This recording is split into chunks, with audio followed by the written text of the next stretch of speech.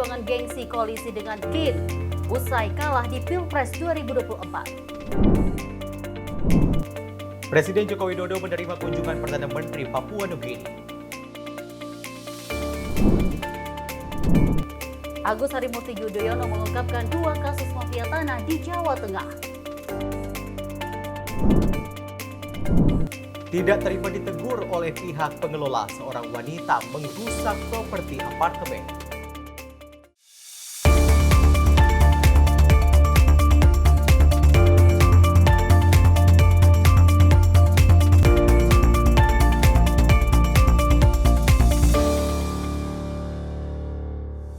Halo, selamat malam. Senang sekali kita kembali berjumpa di Menyapa Malam kali ini. Tentu yang menjadi sorotan salah satunya adalah soal Pilkada serentak 2024, di mana pengamat politik menilai ini PDI Perjuangan masih ogah ataupun ini dikatakan gengsi dalam tanda kutip untuk nantinya berkoalisi dengan Koalisi Indonesia Maju yang di dalamnya ini ada sejumlah partai politik yang kemarin sempat mendukung dari Prabowo Subianto sebagai presiden terpilih. Kalau kita lihat bahwa memang dari seluruh partai yang ada untuk mencalonkan nanti di Pilkada 2024 udah mengusung beberapa kandidatnya. Betul. Ya. Kalau di PDI sendiri, PDI Perjuangan sendiri, kita melihat bahwa ini tetap berhati-hati dalam memilih siapa yang akan diusung. Betul sekali, padahal kalau misalnya kemarin kita juga sempat menyoroti terkait dengan Pilkada di Sumatera Utara yang menyatakan ini pengamat politik bahwa PDI Perjuangan sebenarnya cinta tapi gengsi gitu, seperti itu kepada Bobi Nasution di Pilkada Sumatera Utara.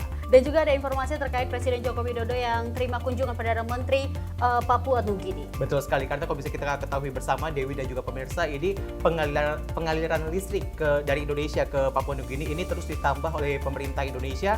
Ini juga berkat dari adanya pertemuan antara Presiden Joko Widodo dengan Perdana Menteri Papua Nugini kemarin. Dan informasi lainnya yang kita soroti terkait dengan ini mafia tanah yang hingga kini terus terjadi dan ini akhirnya diusut oleh Menteri ATR BPN Agus Harimurti Yudhoyono. Dan itu berita tersebut nanti akan kami sampaikan bersama saya, Dewi Mani. Dan saya Syem Hakung, kita jelang inilah Menyapa Malam selengkapnya untuk Anda.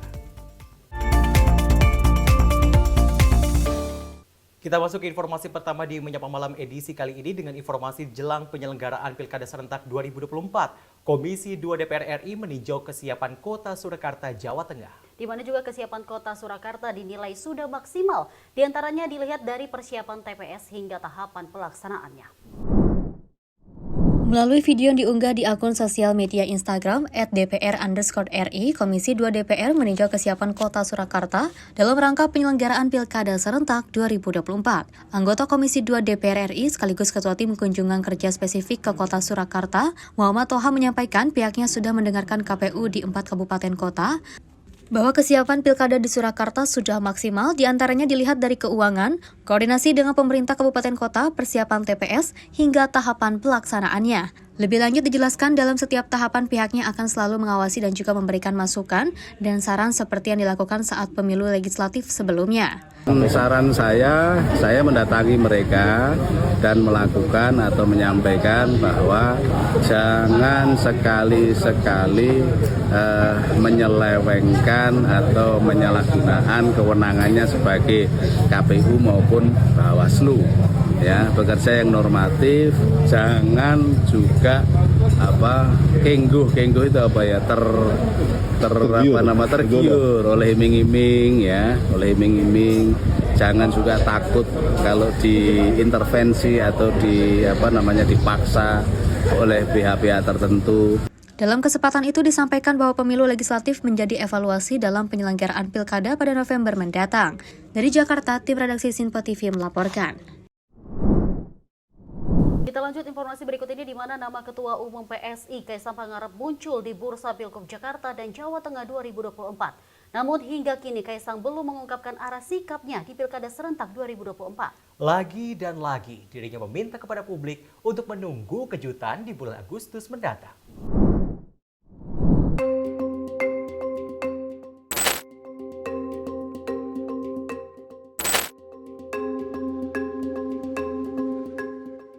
Teka-teki Ketua Umum Partai PSI Kaisang Pangarep untuk maju di Pilkada mendatang masih belum terjawab hingga saat ini.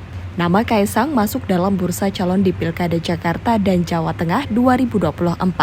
Meski mencuat di 2 daerah, elektabilitas anak Jokowi itu tinggi di wilayah Jawa Tengah. Akhir-akhir ini, Kaisang tengah gencar melakukan belusukan di wilayah Jakarta. Kaisang sempat melaksanakan ibadah sholat Jumat di salah satu masjid yang berlokasi di pemukiman padat penduduk di Jalan Agung Utara, Tanjung Priok, Jakarta Utara. Usai sholat Jumat, Kaisang berbincang dengan warga setempat.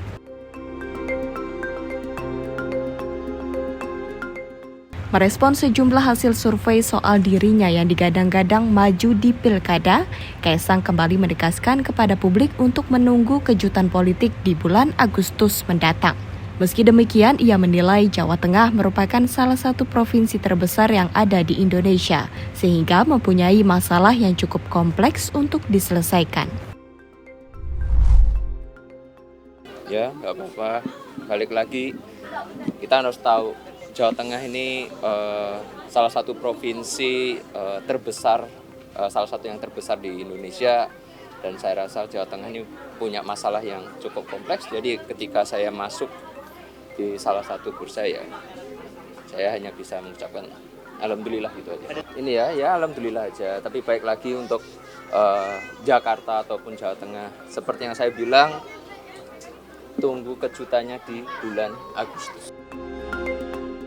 Diketahui nama putra sulung Presiden Jokowi ini dilirik oleh sejumlah partai politik yang menginginkannya untuk maju di Pilkada serentak 2024. Di antaranya Partai Gerindra dan PDI Perjuangan yang tengah mempertimbangkan nama Kaisang Pangarep untuk diusung di kontestasi pemilihan kepala daerah Jawa Tengah. Bisa jadi ya, nama Mas Kaisang kan muncul di mana-mana, bagus surveinya. Di Jakarta juga sebagai cawagup, beliau muncul di konstituen kami. Di Jawa Tengah demikian juga, ya, jadi kami menunggu saja apakah yang paling penting dan pertama adalah yang bersangkutan berkenan atau tidak.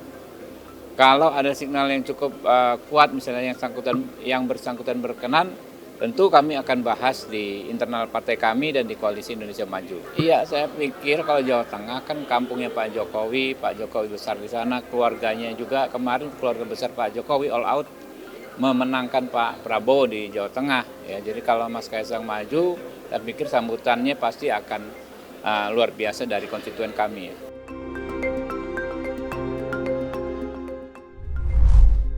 Nggak apa-apa, bagus. Ya nggak apa-apa buat Mas Kaisang. Itu mungkin dipertimbangkan nggak sih? Ya dong, menjadi salah satu pertimbangan juga. Isu pencalonan Kaisang di Pilkada mendatang turut direspon oleh Presiden Joko Widodo. Ketika ditanya awak media perihal wacana Kaisang Pangarep, dirinya meminta hal tersebut ditanyakan langsung kepada Ketua Umum Partai Solidaritas Indonesia tersebut. Tanyakan ke Ketua PSI Kaisang Pangarep, tanyakan ke dia.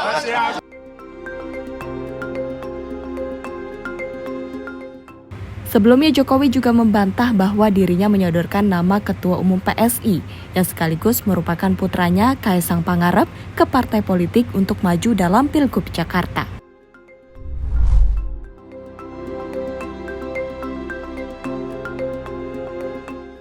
Dari Jakarta, Farizal, Rona Bayu, Sinpo TV melaporkan. Kita lanjut dengan informasi dari Ketua Umum Partai Golkar Erlangga Hartarto yang menyebut pihaknya masih menunggu keputusan Kaisang Pangarep untuk maju di Pilkada mendatang. Di mana juga Erlangga menawarkan opsi untuk mendukung Kaisang dalam pemilihan Gubernur Jakarta dengan memasangkannya bersama dengan kader Golkar Jusuf Hamka. Ketua Umum Partai Solidaritas Indonesia Kaisang Pangarep dikabarkan turut berlaga dalam pemilihan Gubernur Jakarta ataupun Jawa Tengah. Hal ini didukung dengan tingginya elektabilitas Kaisang di wilayah Jawa Tengah. Merespon isu tersebut, Ketua Umum Partai Golkar Erlangga Hartarto menyebut masih menunggu keputusan Kaisang dengan memberikan pilihan untuk mendukung Kaisang pada pemilihan Gubernur Jakarta yang akan dipasangkan dengan kader dari Partai Golkar Jusuf Hamka. Rame berita tentang bagaimana Mas Kaisang selaku Ketum PSI mau didorong kemana. Tadi kami bertukar pikiran dalam, lebar, luas. Kesimpulannya masih ada waktu untuk memutuskan. Masih ada waktu 2 bulan. Tetapi apabila kesempatan itu ada dan Mas Kaisang siap untuk maju, Partai Golkar akan mendukung. Nah, untuk mendukung tadi Mas Ketum, Mas Kaisang, seandainya beliau memilih Jakarta, saya siapkan kader Partai Golkar yang sudah memalang melintang di infrastruktur, yaitu Babah Alun. Mana Babah Alun? Namun demikian, Erlangga menuturkan pihaknya masih melakukan evaluasi mendalam terkait calon kandidat yang akan diusung di wilayah Jakarta maupun Jawa Tengah sampai dengan waktu pendaftaran pilkada. Dari Jakarta, Ahmad Amin, Rona Bayu, Sinpo TV melaporkan.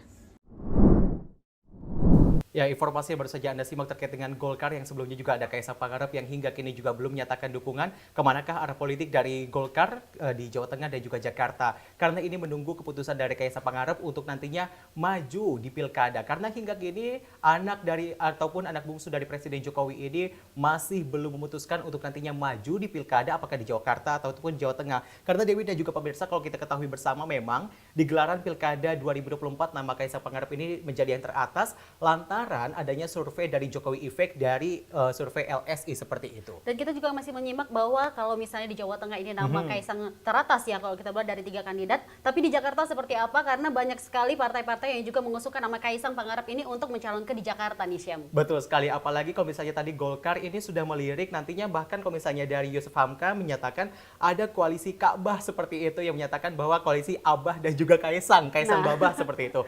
Nah, lantaran kalau misalnya kemarin juga PKS ini sudah menjalin komunikasi juga dengan Kaisang Pangarep, apakah nantinya Kaisang akan diusungkan ataupun dipasangkan dengan Anies Baswedan oleh PKS atau seperti apa? Kita nantikan bersama. Kalau tadi itu kan mengenai ini juga dinyatakan oleh Erlangga Hartarto yang dimana opsi ini untuk mendukung Kaisang dalam pemilihan tepatnya yang memasangkan bersama dengan kader Golkar Yusuf Hamka. Betul sekali. Dan informasi ini kita lanjut pemirsa di mana Ketua DPP PDI Perjuangan Puan Maharani menanggapi duet Kapolda Jawa Tengah Irjen Pol Ahmad Lutfi dengan Taj Yassin di Pilgub Jateng 2024. Puan mengatakan saat ini belum ada calon definitif yang mengantongi 20% dukungan parpol di Pilgub Jawa Tengah sehingga bursa calon masih sangat dinamis.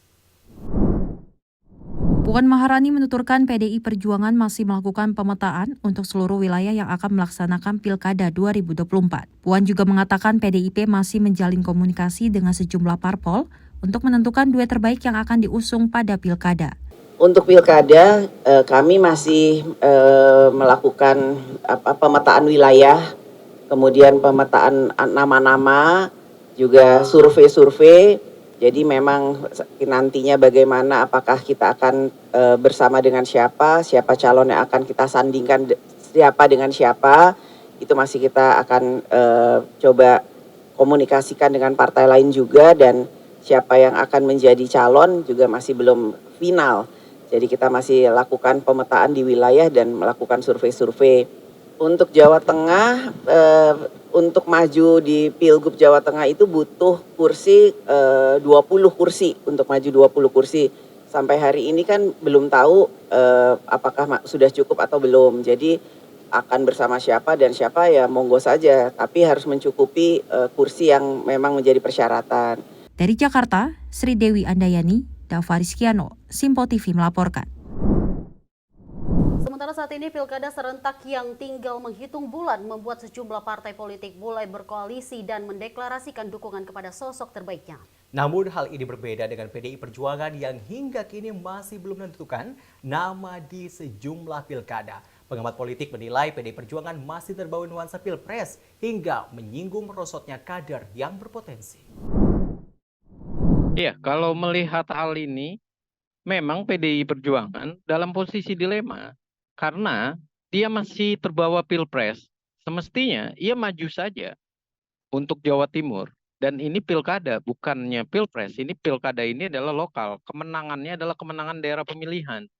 Semestinya daerah pemilihan itulah yang dikunci supaya menuju 2029 punya kekuatan dan tidak mengalami kemerosotan suara. Jangan sampai 2,6 jadi 3% nantinya di 2029 PDI Perjuangan. Dan ini yang semestinya dipikirkan. Jadi PDI Perjuangan ini tahu bahwa lawannya Kofifa dan Emil ini sulit. Dan mereka pun punya lawan itu dan mereka berharap dengan PKB. Tapi permasalahannya adalah siapa yang mau melawan Kofifa dengan Emil. Mau dipasangkan dengan Kiai Haji Marzuki dengan Tri Risma, itu pun juga belum siap PDI Perjuangan. Karena Tri Risma sering ngambek. Khawatir masyarakat juga tidak lagi merasa bahwa spesial nih Bu Tri Risma nih sangat keren waktu itu di Surabaya. Jangan-jangan nantinya pas dicalonkan menjadi gubernur, di saat ada debat gubernur dan segala macam, dia malah mewek. Nah, ini kan bahaya juga hal-hal seperti itu yang terjadi, dan saya rasa perhitungan-perhitungan inilah yang membuat PDI Perjuangan di beberapa daerah ini tampak tidak kuat, apalagi tentunya di Jawa, baik di Jakarta, Jawa Tengah, Jawa Timur, Banten, dan Jawa Barat. Terlihat sekali PDI Perjuangan tidak punya kekuatan siapa calon penantang yang terbaik.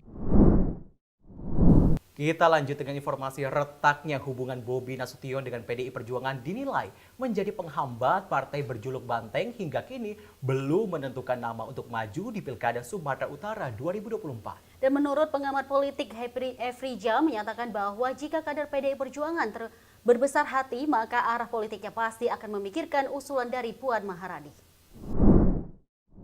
Bang, tapi kalau misalnya kita melihat dari partai-partai yang belum mengusung ini kan ada PDI Perjuangan, ada PKS, ada juga P3 seperti itu. Tapi kan ini P3 udah mulai didekati oleh Bobi. Nah, apakah kemungkinan PDI Perjuangan ini berkoalisikah dengan PKS atau justru kalau misalnya kemarin sempat ada statement dari Puan Maharani yang menyatakan juga akan mempertimbangkan Bobi Nasution. Jadi yang lebih memungkinkan yang mana? Ya, kalau berbicara yang menang, semestinya harus PDI Perjuangan mendukung koalisi besar. Kenapa mendukung koalisi besar? Karena bagaimanapun Bobi Nasution itu adalah latar dari PDI Perjuangan. Yang kedua, bagaimanapun pemerintahan ini akan berjalan lebih optimal ketika didukung oleh partai-partai lebih banyak, lebih besar. Dan ini artinya PDI Perjuangan jangan sampai mengulang kekalahan yang lalu. Mengusung Jarot tapi kalah. Dan ini yang harus dipikirkan oleh PDI Perjuangan. Jangan sampai ia cuma supaya tidak melawan kota kosong. Sedangkan pada dasarnya dia tidak mau mendukung Bobi Nasution karena kasus Pilpres. Bobi Nasution dipecat dari kadernya dan mereka tidak mengakui, hanya soal emosi dan belum move on saja. Kalau dia kepala dingin, kalau PDI Perjuangan berbicara secara real, bahwa PDI Perjuangan pun adalah pemain juga di Jawa Tengah khususnya, bagaimana ia hadirkan kota kosong. Satu calon melawan kota kosong. Nah, artinya apa yang digambarkan bahwa Bobi Nasution tidak melawan kota kosong, ini demi demokrasi itu adalah cuma sekedar alibi. Atau menyatakan bahwa mereka pada dasarnya kepengen juga ke Bobi Nasution, tapi peluang itu susah untuk didapatkan karena mereka lah yang memecat Bobi Nasution. Itu saja sebenarnya. Jadi sebenarnya dalam tanda kutip cinta tapi gengsi berarti nggak mungkin bersemi kembali gitu ya Bang? Ya kalau mengikuti Puan Maharani harusnya diterima. Tapi kalau mengikuti gengsinya, Ketua DPD dari Sumut, ya sulit. Mereka malah berharap bahwa dengan menggambarkan perlunya Ibu Megawati sikap negarawan mengusung calon lain melawan Bobi. Padahal di balik kalimat itu adalah kita tahu mereka hanya andai bukan Bobi, pasti mereka ikut Kim. Itu saja sebenarnya. Andai saja Bobi membuka atau mengajak dengan lebih agresif, bisa jadi mereka juga akan mempertimbangkan. Tapi kan kembali lagi, Bobi dengan PDI Perjuangan, Bobinya tentu lebih percaya diri dan PDI Perjuangan lebih kurang percaya dirinya. Sehingga ia memilih mengusung yang lama, sementara waktu itu yang lama adalah lawannya dari PDI Perjuangan. Dan kalau itu yang terjadi, ya saya rasa sangat mengecilkan bagaimana kapasitas dari partai untuk bekerja sama. Apa yang akan dilakukan oleh PKS dengan PDI Perjuangan kalau mereka berkoalisi di pemerintahan? Ya, pengamat politik menilai bahwa ini PDI Perjuangan masih terbawa dengan nuansa Pilpres hingga tadi retaknya hubungan Bobi Nasution dengan Puan Maharani khususnya untuk PDI Perjuangan. Karena kalau kita ketahui bersama Dewi dan juga pemirsa, ini Bobi Nasution sempat dipecat sebagai kader PDI Perjuangan. Apakah ini juga yang menjadi sinyal seperti itu untuk PDI Perjuangan ogah? Ataupun ini kalau misalnya kata pengamat politik Efrizal menyatakan ini cinta tapi gengsi?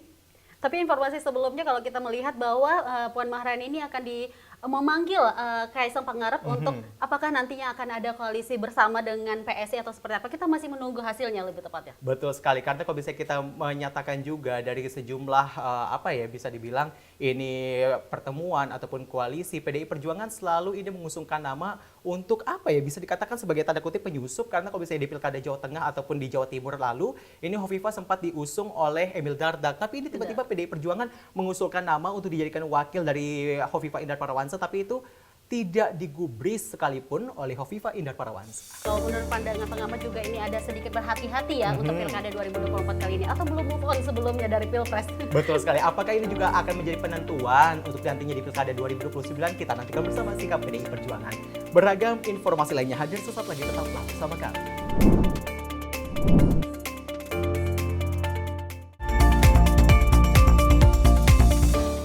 Makin mudah baca berita di aplikasi Sinpo ID.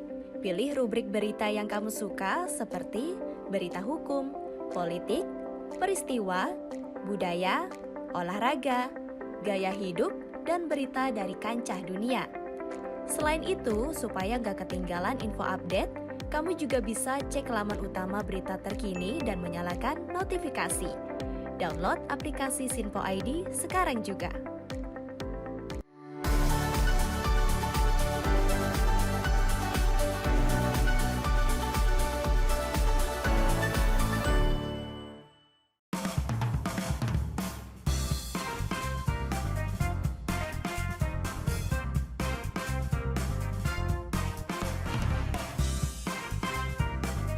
Informasi strategi ekonomi dan bisnis dengan host dan narasumber yang berpengalaman yang dikemas dalam program Beken, Bisnis Elit dan Keren.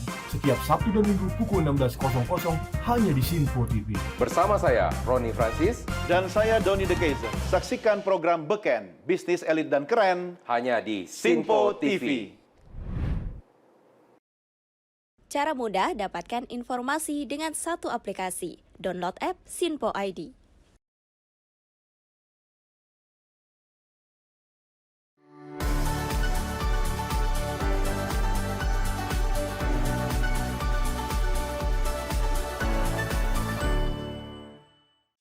Halo, salam jumpa pemirsa. Kami kembali hadir dengan rangkaian informasi yang dihimpun dari berbagai penjuru dunia. Kami hadirkan rangkuman informasi terkini dari seluruh penjuru dunia hanya untuk Anda.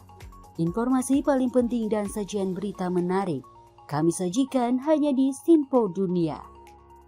Bersama saya Dewi Manik, inilah Sinpo Dunia selengkapnya untuk Anda. Jangan lewatkan Sinpo Dunia setiap Senin hingga Jumat di Sinpo TV.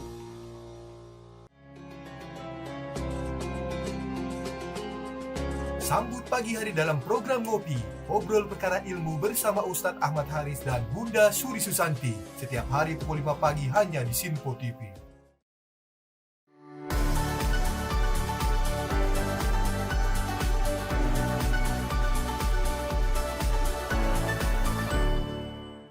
Sejumlah peristiwa penting dan bersejarah kami sampaikan secara langsung dari tempat kejadian secara real time dalam program Breaking News Sinpo TV. Saksikan terus Breaking News Sinpo TV.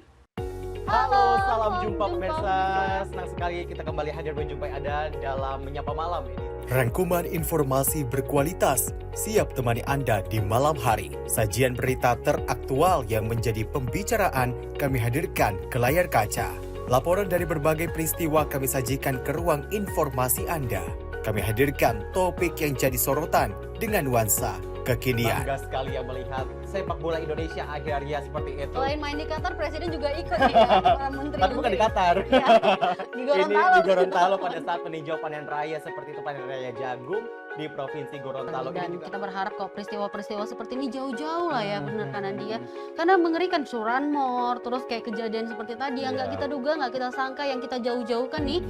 bisa saja menimpa gitu. Dan kita tetap harus berhati-hati pemirsa. Saya Andi Rezaldi. Saya Chef Hakung. Terima kasih sudah menonton. Selamat malam dan sampai jumpa. Saksikan selalu Menyapa Malam setiap Senin sampai Jumat pukul 20.00 waktu Indonesia bagian Barat hanya di Sinpo TV.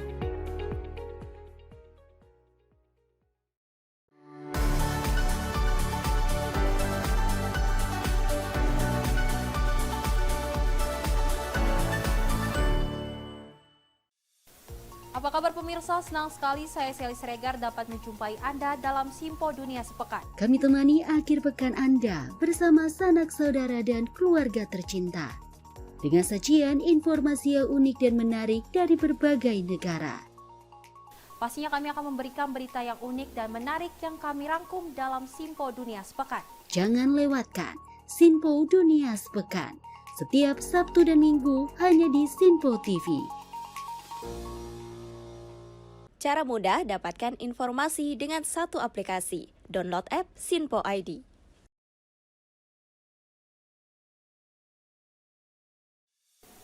Salam jumpa pemirsa, Anda menyaksikan Sinpo Sepekan bersama saya Syam Hakung. Beragam informasi selama sepekan kami sajikan untuk Anda. Rangkuman berita yang menjadi sorotan media massa siap menemani akhir pekan Anda bersama keluarga tercinta. Bersama saya Syam Hakung, kita jelang informasi selengkapnya untuk Anda.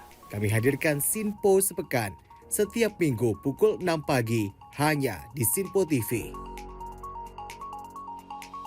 Sinpo TV kembali hadir pemirsa dengan berbagai informasi yang terjadi di parlemen selama satu pekan terakhir dalam program Warta Parlemen bersama saya, Andi Rezaldi. Dari ruang komisi hingga ruang sidang paripurna, sejumlah keputusan penting kerap kali diputuskan oleh para wakil rakyat di gedung Dewan. Agar tidak terlewatkan sejumlah peristiwa penting dan bersejarah dari gedung parlemen kami sajikan kepada pemirsa Sinpo TV dalam Warta Parlemen. Hadir setiap Sabtu pukul 9 pagi waktu Indonesia Barat hanya di Sinpo TV. Cara mudah dapatkan informasi dengan satu aplikasi. Download app Sinpo ID.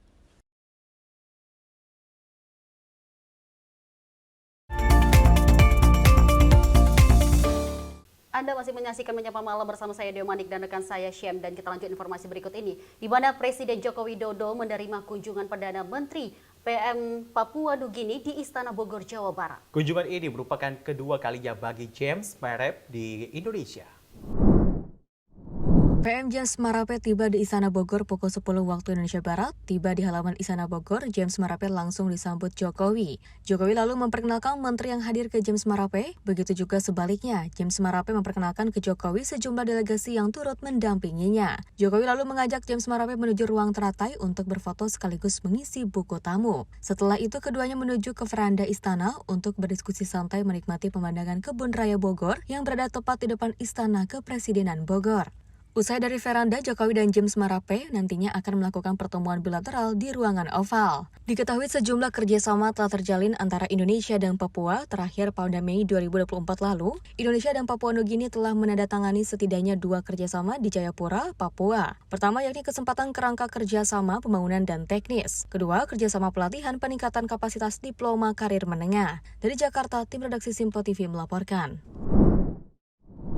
Kita lanjut dengan informasi dari Wakil Presiden Ma'ruf Amin yang menghadiri pembukaan Musyawarah Nasional ke-10 Forum Zakat di Istana Wakil Presiden Jakarta pada Selasa pagi.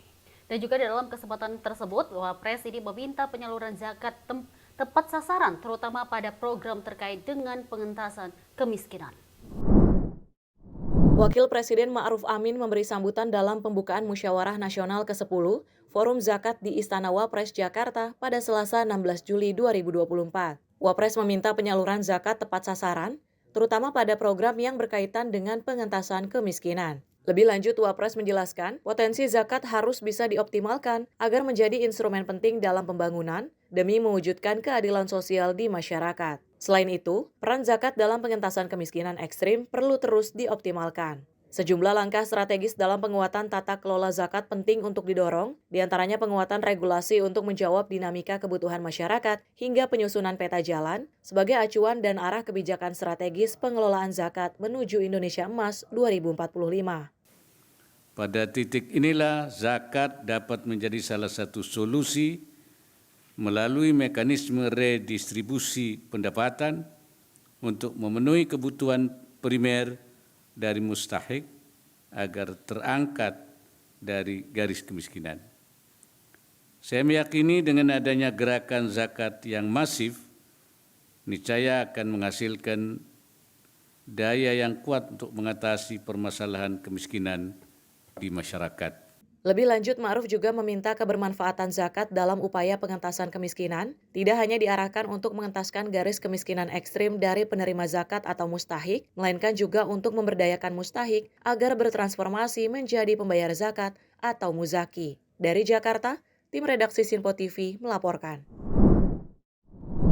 Ya, sebelumnya Anda telah menyaksikan tadi Presiden Joko Widodo yang telah bertemu dengan Perdana Menteri dari Papua Nugini seperti itu. Ini juga berkaitan dengan informasi untuk nantinya ini membahas terkait dengan meningkatkan perdagangan kedua negara, pembaharuan perjanjian kerjasama kesehatan dan juga penandatanganan kerjasama pendidikan untuk mempererat kolaborasi antar kedua negara. Dan juga kalau kita melihat tadi Presiden Joko Widodo dan juga sementara agenda Wakil Presiden di mana telah memberikan atau membuka musyawarah terkait nasional ke-10 Forum Zakat di Istana Wapres. Kita menantikan hal ini ada penyaluran zakat yang terbaik, karena kalau kita melihat ini diharapkan untuk tepat sasaran terutama pada program yang terkait dengan pengentasan kemiskinan. Dan kita lanjut informasi berikut ini di mana Menteri BUMN Erick Thohir terus memperluas pasar produk UMKM dengan menyediakan etalasi vending machine di sejumlah kantor BUMN. Terbaru, Kementerian BUMN telah merencanakan vending machine dan juga UMKM Corner milik Perum Perhutani di Jakarta Selatan pada Senin siang.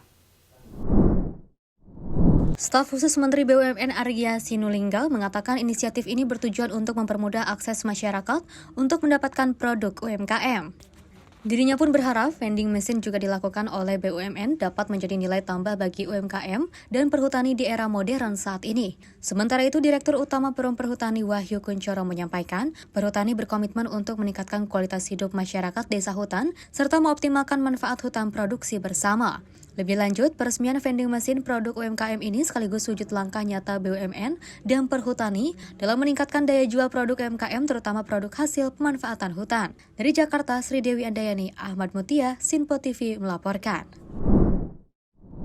Kita beralih dengan informasi Wakil Ketua Komisi 5 DPR RI Andi Iwan Darmawan Aras yang mendukung pembangunan Light Rail Transit ataupun LRT yang sedang direncanakan di Bali sebagai transformasi ataupun transportasi umum alternatif. Dan juga rencana pembangunan LRT ini diharapkan dapat mengurai kemacetan yang terjadi.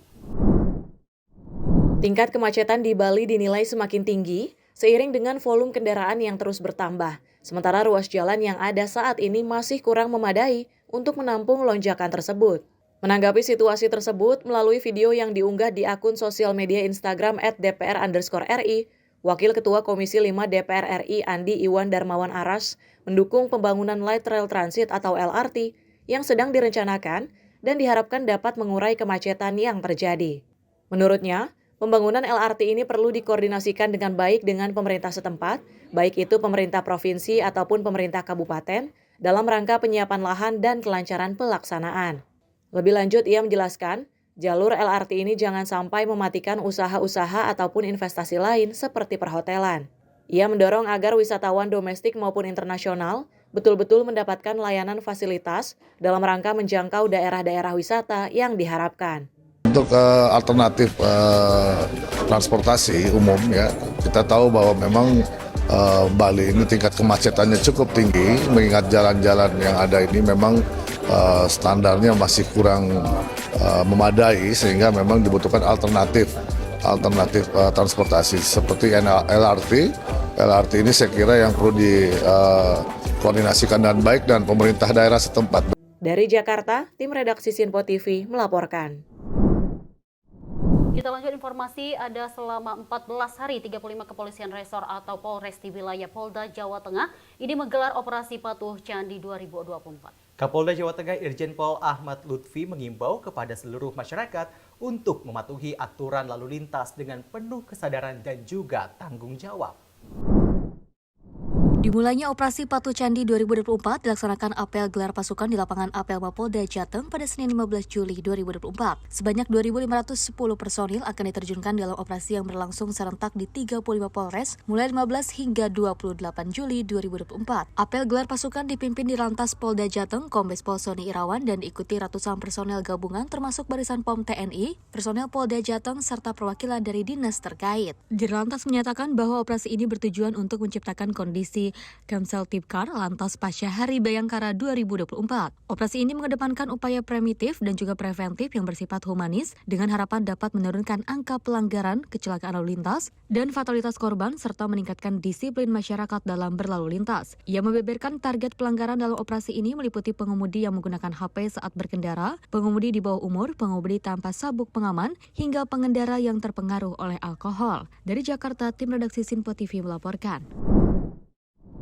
Ya, memang kalau misalnya kita mengetahui informasi dari Kapolda Jawa Tengah, Irjen Pol Ahmad Lutfi yang menyatakan ini harus penuh kesadaran. Sebenarnya yang saya perlu singgung kepada masyarakat yang mungkin menyaksikan Sinpo TV, ini kesadaran dalam berlalu lintas tidak hanya dilakukan pada saat adanya razia, tapi juga setiap saat. Jadi kalau misalnya pakai helm juga bukan karena ngelihat polisi, tapi emang harus patuh dan juga sadar dengan tata aturan yang ada di Indonesia ini. Benar sekali, selain peralatan juga untuk menghindari bahaya dari lalu lintas, juga ini akan menjaga atau melindungi perjalanan kita, lebih tepatnya patuh lalu lintas. Ini sangat diharapkan untuk kesadaran dari masyarakat. Nah, betul sekali. Kita lanjutkan dengan informasi dari Kementerian ATR BPN yang bersama Polda Jawa Tengah, Kejaksaan Tinggi dan Pengadilan Tinggi Jawa Tengah yang menggelar konferensi pers terkait pengungkapan tindak pidana pertahanan, maksud kami pertanahan yang ada di Provinsi Jawa Tengah. dalam pengungkapan tersebut, Menteri ATR BPN Agus Harimurti Yudhoyono atau AHY ini menyebut ada 2 kasus yang berpotensi merugikan negara mencapai triliunan rupiah. Dalam mengungkap kejahatan mafia tanah, Kementerian ATR BPN bersama Kepolisian Jawa Tengah menggelar konferensi pers di Gedung Polda Jawa Tengah Semarang 15 Juli 2024. Dalam konferensi tersebut, AHY menyebut ada 2 kasus kejahatan pertanahan yang diungkap dengan potensi kerugian negara mencapai 3,42 triliun rupiah. AHY mengatakan jumlah potensi kerugian ini berasal dari harga tanah, nilai investasi usaha di kawasan industri, dan pendapatan negara atas pajak. Lebih lanjut, dirinya juga menilai angka tersebut merupakan pengungkapan dengan jumlah terbesar dari kasus sebelumnya yang telah diungkap. Sehingga saya bisa laporkan juga di Provinsi Jawa Tengah ini ada 2 kasus mafia tanah yang akan kami ungkap hari ini. Tentunya kami akan terus mengejar masalah-masalah lainnya, tetapi paling tidak hari ini kami laporkan ada 2 kasus. Yang pertama, tempat kejadian perkara di Kabupaten Grobogan. Pak Ibu Bupati dan jajaran telah hadir. Dilakukan oleh tersangka inisial DB, 66 tahun, warga Kelurahan Sidorejo Kidul, Kecamatan Tingkir, Kota Salatiga. Modus operandi yang dilakukan tersangka adalah pemalsuan akte otentik tentang pengalihan kepemilikan tanah tanpa persetujuan pemilik yang sah, sehingga seolah-olah mengakibatkan hilangnya hak pemilik yang sah dengan bantuan oknum notaris. Awalnya tahun 2003 telah dilakukan penyitaan lahan tanah SHGB nomor 1 PT Semen Sugi Harapan oleh pihak Kejaksaan Negeri Jakarta. Lalu pada tahun 2004 dilakukan lelang yang dimenangkan oleh PT Alif. Hadir di sini ya, para korban.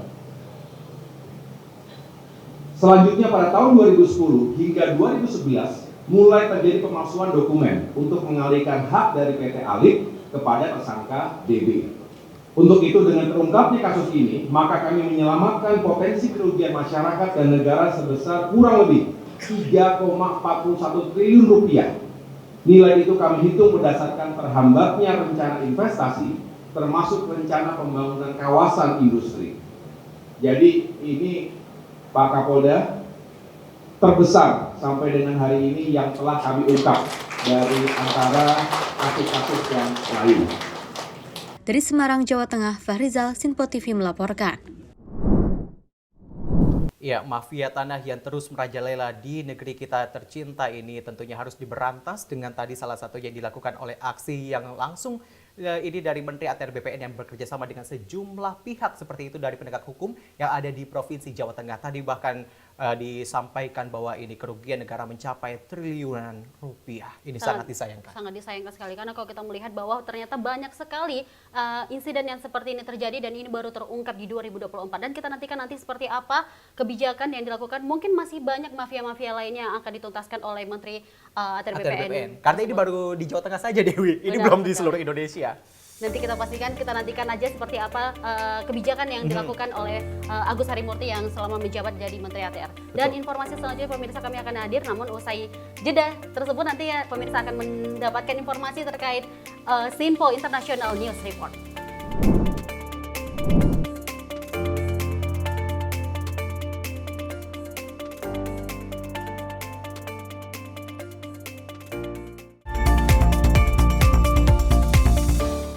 Makin mudah baca berita di aplikasi Sinpo ID. Pilih rubrik berita yang kamu suka seperti berita hukum, politik, peristiwa, budaya, olahraga, gaya hidup, dan berita dari kancah dunia. Selain itu, supaya nggak ketinggalan info update, kamu juga bisa cek laman utama berita terkini dan menyalakan notifikasi. Download aplikasi Sinpo ID sekarang juga.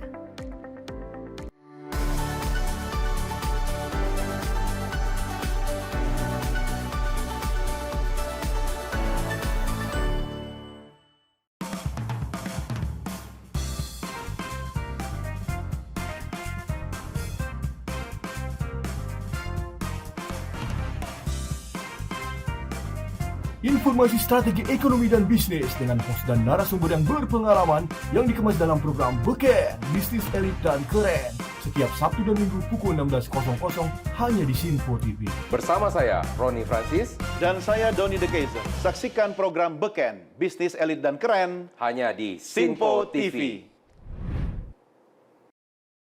Cara mudah dapatkan informasi dengan satu aplikasi. Download app Sinpo ID.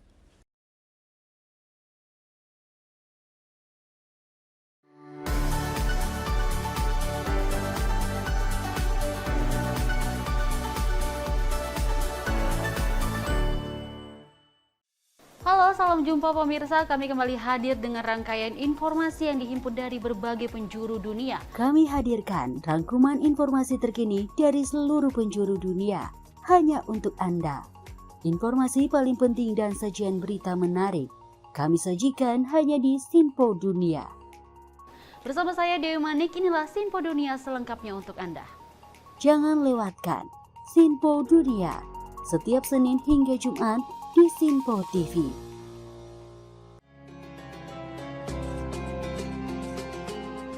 Sambut pagi hari dalam program Ngopi, obrol perkara ilmu bersama Ustadz Ahmad Haris dan Bunda Suri Susanti. Setiap hari pukul 5 pagi hanya di Sinpo TV.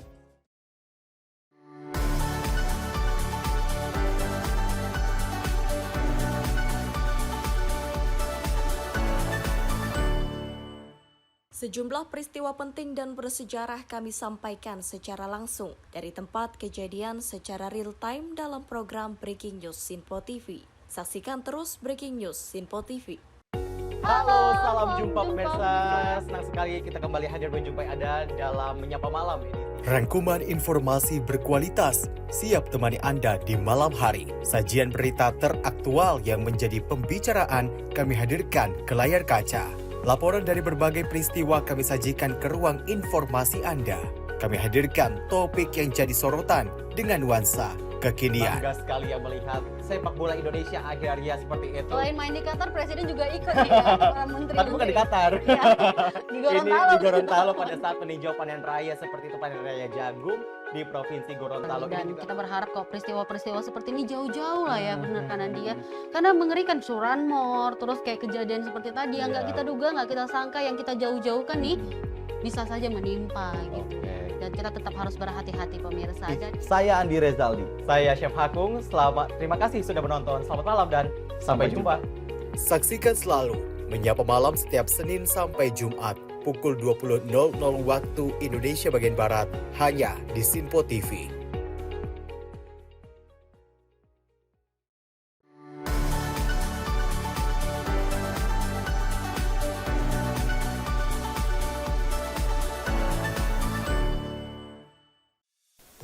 Apa kabar pemirsa? Senang sekali saya Sally Siregar dapat menjumpai Anda dalam Simpo Dunia Sepekan. Kami temani akhir pekan Anda bersama sanak saudara dan keluarga tercinta.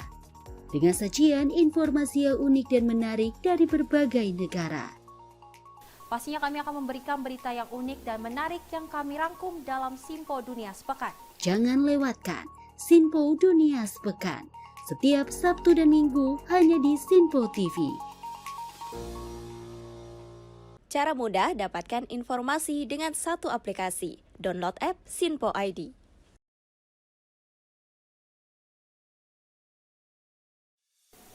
Salam jumpa pemirsa, Anda menyaksikan Sinpo Sepekan bersama saya Syam Hakung. Beragam informasi selama sepekan kami sajikan untuk Anda. Rangkuman berita yang menjadi sorotan media massa siap menemani akhir pekan Anda bersama keluarga tercinta. Bersama saya Syam Hakung, kita jelang informasi selengkapnya untuk Anda.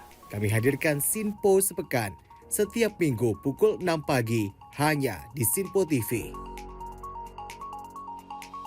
Sinpo TV kembali hadir pemirsa dengan berbagai informasi yang terjadi di parlemen selama satu pekan terakhir dalam program Warta Parlemen bersama saya, Andi Rezaldi. Dari ruang komisi hingga ruang sidang paripurna, sejumlah keputusan penting kerap kali diputuskan oleh para wakil rakyat di gedung Dewan. Agar tidak terlewatkan sejumlah peristiwa penting dan bersejarah dari gedung parlemen kami sajikan kepada pemirsa Sinpo TV dalam Warta Parlemen. Hadir setiap Sabtu pukul 9 pagi waktu Indonesia Barat hanya di Sinpo TV. Cara mudah dapatkan informasi dengan satu aplikasi. Download app Sinpo ID.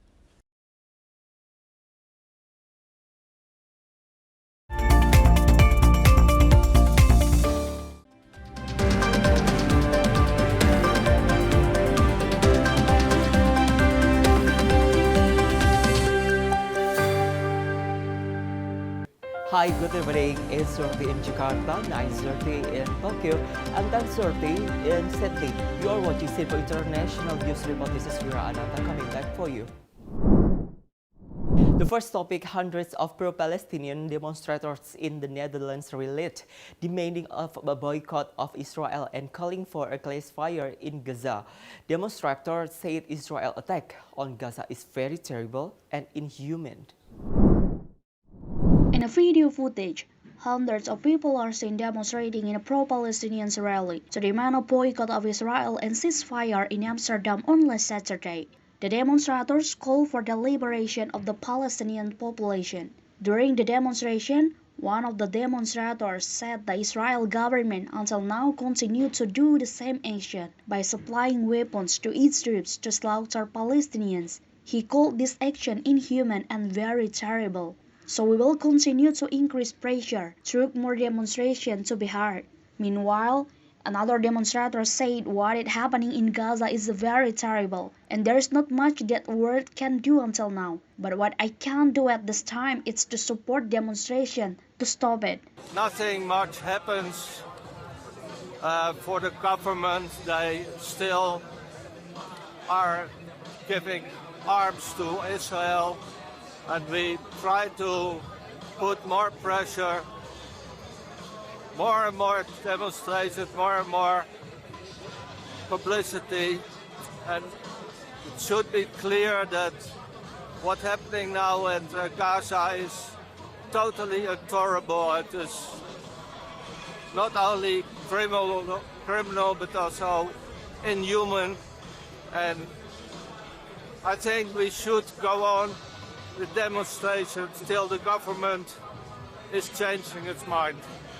And not only in Holland, but also in every other country in Europe. Here today because I don't want to be silent because of the situation currently happening in Gaza and in Israel.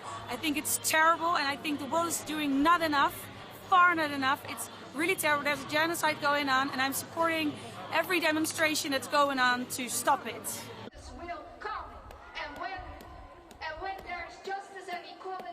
Mai Siregar, Sinpo International News Report. The next one, Turkish Foreign Minister Hakan Fidan joined press conference with the Saudi Foreign Minister Faisal bin Farhan in Istanbul, Turkey on Sunday, 15 June 2024. He said Turkey will realize the vision of peace and rebuilding relations Turkey and Syria.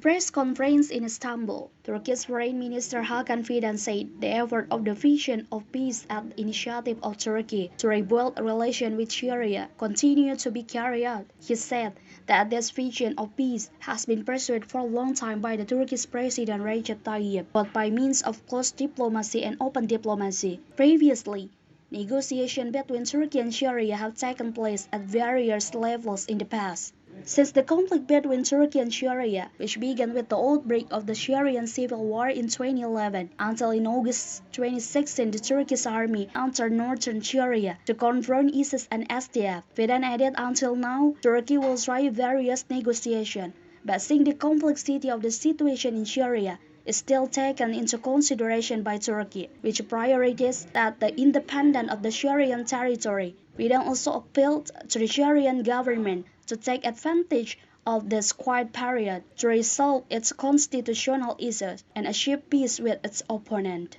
Suriye ile ilgili olarak değerli arkadaşlar, Cumhurbaşkanımızın ortaya koyduğu vizyon biliyorsunuz barışla ilgili bir vizyon. Bu vizyon aslında çok uzun zamandır kendisinin bölgede gerek kapalı diplomasiyle gerek açık diplomasiyle yıllardır uyguladığı bir vizyon. Yani buna diğer konularda da hep beraber şahitlik ettik. Yani Orta Doğu normalleşmesi, Libya'da ortaya atılan normalleşme süreçleri ve bunu desteklemek, Kafkaslardaki barış sürecine verilen destek, Ukrayna ve Rusya arasındaki arabuluculuk girişimi için tek ülke kalsa da cansiperane fedakarlık gösterilmesi, Afrika'da ortaya konan tavır, daha geçenlerde Etiyopya ve Somali'ye ev sahipliği yaptık. Bu aslında Türkiye'nin bölgede bir barış, huzur ve istikrar arayışında oluşunun en büyük göstergesi. Mai Siregar, Sinpo International News Report.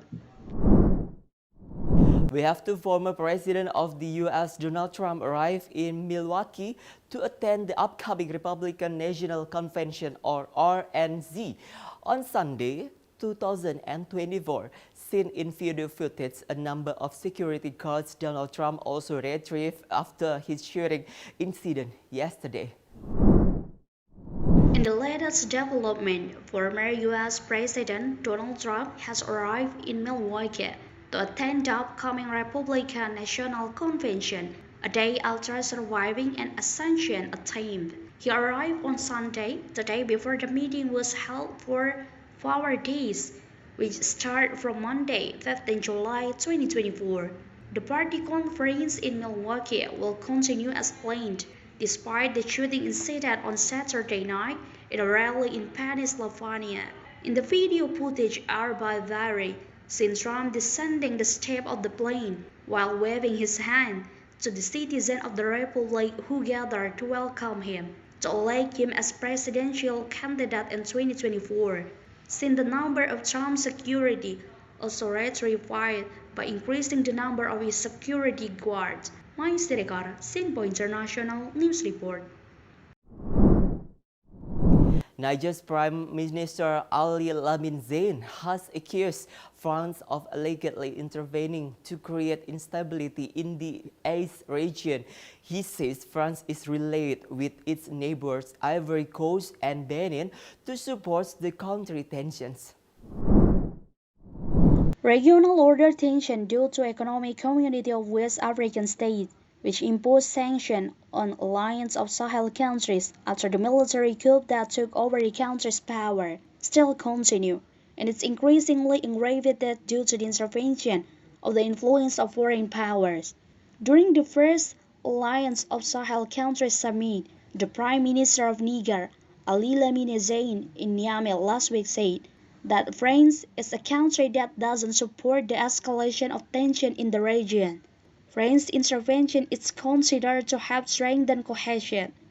The statement was made in response after the president of Burkina Faso, Ibrahim Traoré, claimed to have evidence that France had colluded with its neighboring countries, namely Ivory Coast and Benin, in creating instability in those countries. Patriotique qui sous-tend jusqu'ici et guide les actions du CNSP et du gouvernement se décline à travers 4 axes majeurs. Le premier, c'est le renforcement de la sécurité et de la cohésion sociale. vous avez été témoin de tous les efforts mobilisés, toutes les énergies mobilisées pour faire face aux défis imposés à notre peuple, mais également ceux avec lesquels on est dans un espace commun aujourd'hui, c'est-à-dire le Burkina et le Mali.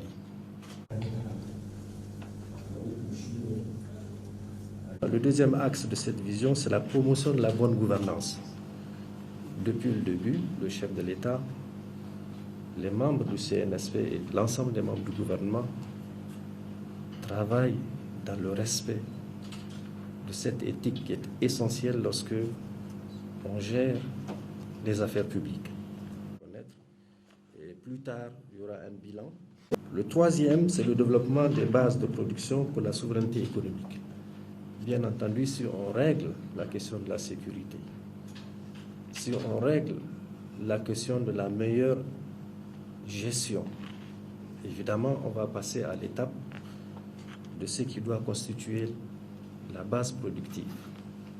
Et on sait aujourd'hui que notre pays dont l'économie repose essentiellement sur deux mamelles, l'élevage et l'agriculture, appelle à se concentrer et à faire beaucoup plus. Mais Siregar, Sinpo International News Report. Thank you for watching Sinpo International News Report. This program joining between Sinpo TV Indonesia and also Fiery Media. I'm Wirananta. I'm signing out. Thank you. Have a good day. Bye now.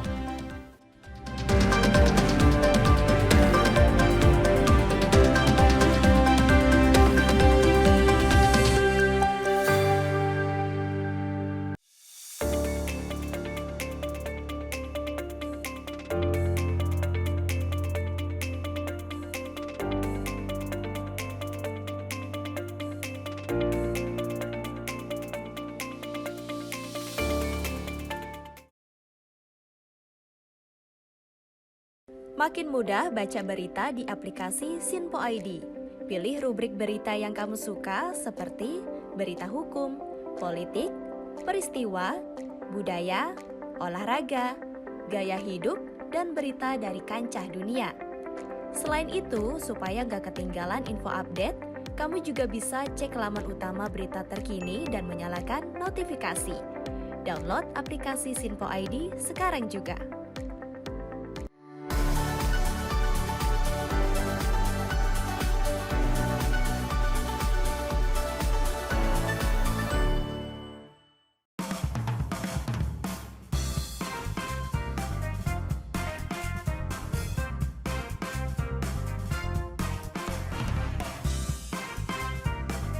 Informasi strategi ekonomi dan bisnis dengan host dan narasumber yang berpengalaman yang dikemas dalam program Beken, Bisnis Elit dan Keren. Setiap Sabtu dan Minggu pukul 16.00 hanya di Sinpo TV. Bersama saya, Ronnie Francis. Dan saya, Donny De Keizer. Saksikan program Beken, Bisnis Elit dan Keren. Hanya di Sinpo TV.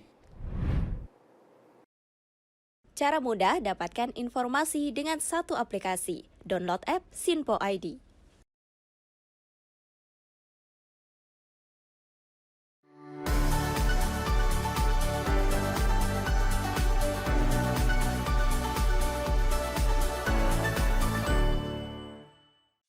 Halo, salam jumpa pemirsa. Kami kembali hadir dengan rangkaian informasi yang dihimpun dari berbagai penjuru dunia. Kami hadirkan rangkuman informasi terkini dari seluruh penjuru dunia hanya untuk Anda. Informasi paling penting dan sajian berita menarik kami sajikan hanya di Sinpo Dunia. Bersama saya Dewi Manik, inilah Sinpo Dunia selengkapnya untuk Anda. Jangan lewatkan Sinpo Dunia setiap Senin hingga Jumat di Sinpo TV.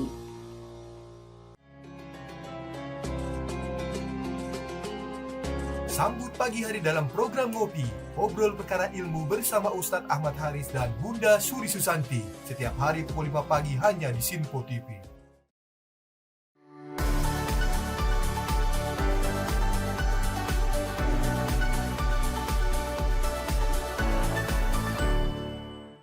Sejumlah peristiwa penting dan bersejarah kami sampaikan secara langsung dari tempat kejadian secara real time dalam program Breaking News Sinpo TV. Saksikan terus Breaking News Sinpo TV. Halo, salam jumpa pemirsa. Senang sekali kita kembali hadir menjumpai Anda dalam Menyapa Malam ini. Rangkuman informasi berkualitas siap temani Anda di malam hari. Sajian berita teraktual yang menjadi pembicaraan kami hadirkan ke layar kaca. Laporan dari berbagai peristiwa kami sajikan ke ruang informasi Anda. Kami hadirkan topik yang jadi sorotan dengan nuansa kekinian. Bangga sekali yang melihat sepak bola Indonesia akhirnya seperti itu. Selain main di Qatar, Presiden juga ikut nih ya, para menteri. Tapi bukan di Qatar. Ya, di Gorontalo. Ini di Gorontalo pada saat meninjau panen raya seperti itu, panen raya jagung di Provinsi Gorontalo. Dan kita berharap kok peristiwa-peristiwa seperti ini jauh-jauh lah ya, benar kan Andi ya. Karena mengerikan Curanmor, terus kayak kejadian seperti tadi yang nggak kita duga, nggak kita sangka, yang kita jauh-jauhkan nih bisa saja menimpa gitu. Dan kita tetap harus berhati-hati pemirsa. Saya Andi Rezaldi, saya Chef Hakung. Terima kasih sudah menonton. Selamat malam dan sampai jumpa. Saksikan selalu Menyapa Malam setiap Senin sampai Jumat pukul 20.00 waktu Indonesia bagian Barat hanya di Sinpo TV.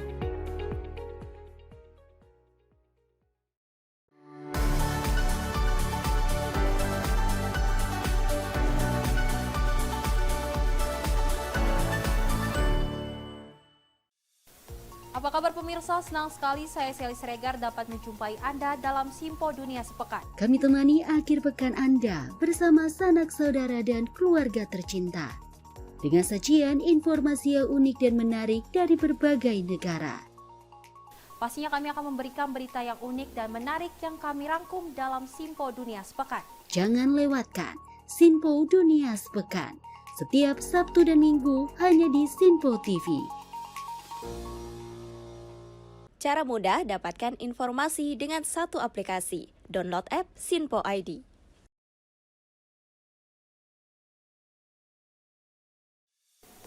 Salam jumpa pemirsa, Anda menyaksikan Sinpo Sepekan bersama saya Syem Hakung. Beragam informasi selama sepekan kami sajikan untuk Anda. Rangkuman berita yang menjadi sorotan media massa siap menemani akhir pekan Anda bersama keluarga tercinta. Bersama saya Syem Hakung, kita jelang informasi selengkapnya untuk Anda. Kami hadirkan Sinpo Sepekan setiap minggu pukul 6 pagi hanya di Sinpo TV. Sinpo TV kembali hadir pemirsa dengan berbagai informasi yang terjadi di parlemen selama satu pekan terakhir dalam program Warta Parlemen bersama saya, Andi Rezaldi. Dari ruang komisi hingga ruang sidang paripurna, sejumlah keputusan penting kerap kali diputuskan oleh para wakil rakyat di gedung Dewan. Agar tidak terlewatkan sejumlah peristiwa penting dan bersejarah dari gedung parlemen kami sajikan kepada pemirsa Sinpo TV dalam Warta Parlemen. Hadir setiap Sabtu pukul 9 pagi waktu Indonesia Barat hanya di Sinpo TV. Cara mudah dapatkan informasi dengan satu aplikasi. Download app Sinpo ID.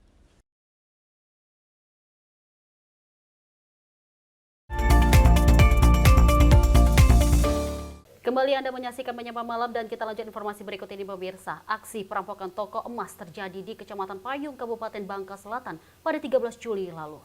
Dua perampok diduga membawa senjata api dengan santai menggasak perhiasan yang dipajang oleh pemilik usaha emas. Dalam rekaman CCTV tampak aksi perampokan terjadi di sebuah toko emas di Desa Payung, Kecamatan Payung, Kabupaten Bangka Selatan, Sabtu siang. Perampok diketahui membawa suatu benda mirip senjata api saat melancarkan aksinya dan berhasil menggodol sejumlah perhiasan emas. Saat itu korban sedang duduk di toko namun ia tiba-tiba didatangi dua orang tak dikenal menodongkan senjata. Terekam dalam CCTV pria yang turun dari sepeda motor mengenakan jaket hitam dan helm full face warna putih. Satu pelaku masuk ke toko sambil mengarahkan suatu benda mirip senjata api kepada korban lalu memecahkan kaca etalase dengan palu. Setelah dirasa puas dengan hasil perampokan, pelaku tersebut langsung lari menghampiri rekannya yang berada di atas sepeda motor dan langsung melarikan diri. Korban tidak mengalami luka dalam kejadian ini, namun berbagai macam perhiasan emas raib oleh pelaku. Kerugian material ditaksir mencapai belasan juta rupiah. Tim gabungan Polres Bangka Selatan dan Polsek Payung saat ini sedang melakukan penyelidikan untuk mengungkap peristiwa tersebut. Dari Jakarta, tim redaksi Sinpo TV melaporkan. Dan pemirsa, kita beralih ke informasi berikut ini di mana seorang wanita penjual air isi ulang melakukan pengerusakan di properti apartemen di kawasan Durensawit, Jakarta Timur. Wanita ini melakukan pengerusakan karena tidak terima ditegur oleh pengelola apartemen terkait pemasangan toren air isi ulang di tokonya. Dari sejumlah rekaman CCTV dan video amatir, terlihat wanita tersebut melakukan pengerusakan menggunakan kapak. Pelaku merusak sejumlah fasilitas apartemen seperti pintu dan kaca apartemen. Pengerusakan ini dilakukan karena wanita tersebut tidak terima ditegur pengelola apartemen terkait pemasangan toren air isi ulang tokonya. Pemasangan toren air ini juga dikeluhkan penghuni apartemen hingga pengelola akhirnya memindahkan toren tersebut. Namun usai dipindahkan, wanita tersebut kemudian melakukan pengerusakan properti apartemen. Kasus ini sempat dilaporkan ke Kepolisian Sektor Durensawit, namun pihak pengelola mengaku belum ada penanganan lebih lanjut terkait kasus ini. Ini terjadinya itu ketika ada seseorang yang bernama Dona Y.S. ya. Jadi beliau ini selama ini sering membuat semacam gangguan ya. Pertama, beliau ini memasang toren di tengah-tengah jalan, ya tepatnya di koridor di dekat kolam renang. Setelah itu kemudian mengganggu lagi dengan cara menebarkan ikan lele di kolam renang. Ya, ikan lele ditebarkan, ratusan ikan lele di kolam renang, yang mana itu fasilitas umum, jelas peruntukannya untuk berenang, tapi ditaburi dengan ikan lele. Bahwa fasilitas umum itu tidak boleh dimiliki oleh private, orang per orang, karena begitulah perintah undang-undangnya di peraturan gubernur. Baik peraturan gubernur 132, 133, peraturan gubernur 70 juga berkata sama, bahwa fasilitas umum milik publik itu harus diatur sepenuhnya oleh badan pengelola. Kita minta memindahkan torennya secara baik-baik melalui surat resmi. Ya, tolong torennya dipindahkan, ini surat pemberitahuannya, dikasih waktunya bahwa ini mengganggu ketertiban umum. Ya. Surat pertama tidak diindahkan, memerintahkan kembali, beri lagi surat peringatan kedua supaya itu digeser. Tiba-tiba suara mencekam dar-der-dor, itulah yang terdengar bagi kami, sehingga saya perintahkan semua teman-teman teman-teman tiarap. Nanti cerita begitu saya tahu ini aman, kita buka pintu ya, baru kita menyadari bahwa ada seseorang dan kelompoknya lagi melakukan pengerusakan, pemecahan kaca dari ujung ke ujung, ya kan? Pengelola berharap kasus pengerusakan properti ini bisa segera ditangani dan pelaku bisa segera ditangkap karena telah meresahkan para penghuni apartemen. Dari Jakarta Timur, tim kontributor Sinpo TV melaporkan. Peristiwa berikut ini di mana aksi geng motor kembali terjadi di kawasan Kota Bandung, Jawa Barat. Pihak kepolisian mengamankan sejumlah anggota geng motor yang kedapatan membawa senjata tajam. Tim kepolisian kembali melakukan patroli di daerah Bandung, Jawa Barat. Dalam video, tampak geng motor yang berkumpul di Kampung Rancacili, Kelurahan Derwati, Kecamatan Buah Batu, Bandung, Jawa Barat, diamankan tim Prabu Presisi bersama tim perintis Presisi Polrestabes Bandung pada 13 Juli. Saat penggeledahan, ditemukan minuman alkohol dan 2 buah senjata tajam jenis golok dan pedang. Penangkapan dan pemeriksaan dilakukan setelah polisi menerima aduan warga. Akibat dari aduan warga, sekumpulan geng motor yang meresahkan diamankan pihak kepolisian dan menyelidiki lebih lanjut jika nantinya aduan warga kembali terjadi. Dari Jakarta, tim redaksi Sinpo TV melaporkan.